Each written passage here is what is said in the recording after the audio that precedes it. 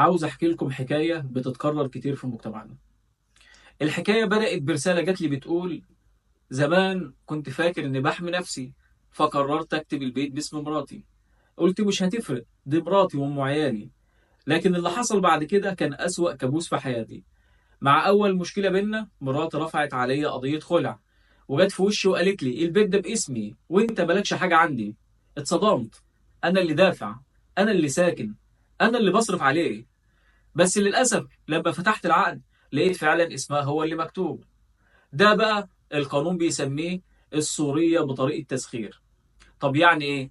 يعني تكتب حاجة باسم حد تاني، زي مراتك، أخوك، صاحبك، بس في الحقيقة انت اللي شاري، وانت اللي بتدفع، وانت اللي بتتصرف. وبعدين تتفاجئ انه يقول لك ده انا المالك والعقد بيقول كده. المصيبة بقى ان القانون فعلا بيشوف الورق، مش نيتك ولا ظروفك. هتيجي تسألني تقول لي طب اللي باسمه الحاجة قلب عليا اتصرف ازاي؟ هقول لك: تقدر تثبت ان اللي حصل ده سوري وان انت المالك الحقيقي. بس اولا هترفع دعوة قدام المحكمة اسمها سورية العقد سورية نسبية بطريقة تسخير. ودفعك في الدعوة ده هيكون ان الشخص اللي باسم الورق ما كانش هو المالك الحقيقي، وان انت المتعاقد الحقيقي، وان انت اللي مسدد مقابل العقد من مالك الخاص. وتحاول توفر مستندات زي تحويلات بنكية تثبت ان الفلوس خرجت من حسابك مثلا. تأكد للمحكمة ان انت اللي ساكن وواضع اليد. وتطلب من المحكمة إحالة الدعوة للتحقيق. وتحاول تجيب شهود، ناس شافوك وانت بتدفع الثمن، وتثبت للمحكمة ان انت اللي دافع الثمن من مالك الخاص. ويفضل لو جبت شهود العقد وقالوا ان انت اللي دافع الثمن من مالك الخاص وان انت اللي بتتعاقد علشانك مش عشان الشخص اللي اسمه كتب في العقد.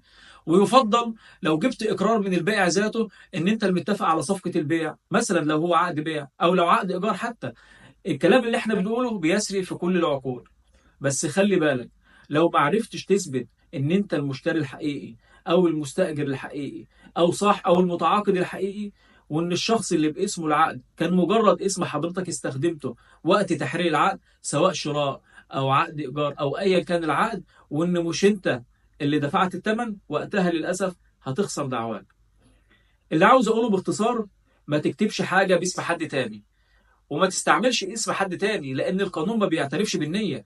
القانون بيعترف باللي مكتوب، والسورية ممكن تضيع لك حقوقك.